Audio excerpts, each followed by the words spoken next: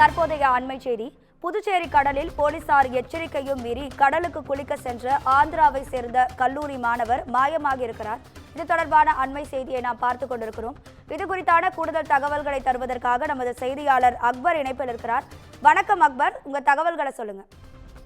வணக்கம் ராதிகா. புதுச்சேரியில் காலை முதல் கடல் சீற்றமாக காணப்பட்ட நிலையில் பொதுமக்கள் மற்றும் சுற்றுலா பயணிகள் கடலில் இறங்க வேண்டாம் என போலீசார் எச்சரித்து வந்த நிலையில் போலீசார் எச்சரிக்கையை மீறி கடலில் குளித்த ஆந்திராவை சேர்ந்த கல்லூரி மாணவன் அலையில் சிக்கி மாயமானார். அவரை கடலோர காவல்படையினர் மற்றும் மீனவர்கள் தேடி வருகின்றனர்.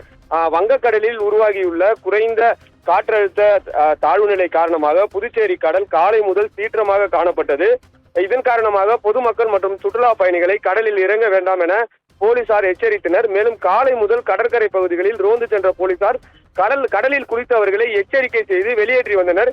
இந்நிலையில் போலீசாரின் எச்சரிக்கையும் மீறி புதுச்சேரிக்கு சுற்றுலா வந்த ஆந்திராவை சேர்ந்த கல்லூரி மாணவர்கள் 5 பேர் கடலில் இறங்கி குளித்தனர். இவர்களில் வினித் ரெட்டி என்ற மாணவன் அலையில் சிக்கி மாயமானார். இது குறித்து அவரது நண்பர்கள் கொடுத்த தகவலின்படி கடலோர காவல் படையினர் மற்றும் மீனவர்கள் அலையில் சிக்கி மாயமான மாணவரை தற்போது தேடி வருகின்றனர். ராதிகா, உங்க தகவல்களுக்கு நன்றி அக்பர்.